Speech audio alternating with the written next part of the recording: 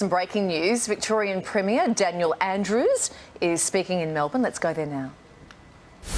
Good morning and thanks very much for being with us here today. First things first, we have 1,917 coronavirus cases in Victoria. That's 33 more than yesterday.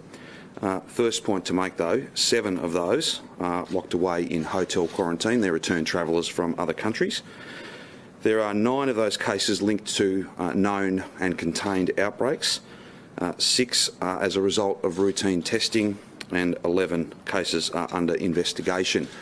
Our last full day of testing was 20,304 tests. That is a new record in terms of testing. 7 Victorians are in hospital and 2 of those 7 are in intensive care. And of course, since last I spoke to you, we've had another death which has been reported, but I just wanted to take this opportunity to send my best wishes and condolences to the family involved.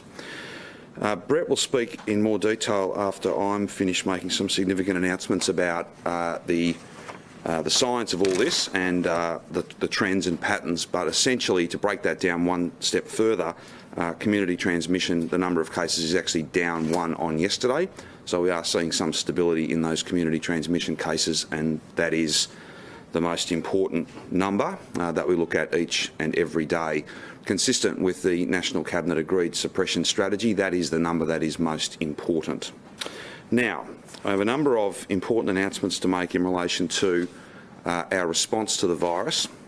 First things first, we are about to embark, in fact we've already begun, it began very early this morning, a suburban testing blitz where Broadmeadows and Keilor Downs, those 2 suburbs with the highest number of community transmission cases, we will test 50% of those suburbs over the next 3 days.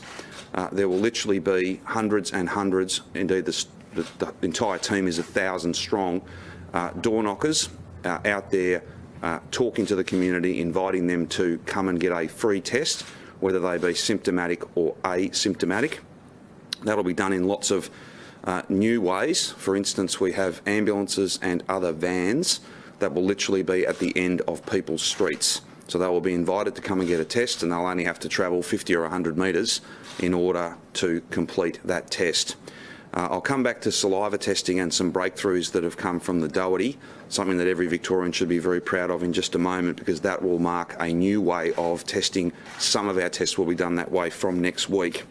But in the first instance, those 2 worst affected suburbs, we have right now and we'll have over the next 3 days 50% of those suburbs tested. That is about 5,000 tests per suburb, as well as, of course, each and every door that we knock on, each and every resident that we speak to, we're able to reinforce very simple but very important messaging.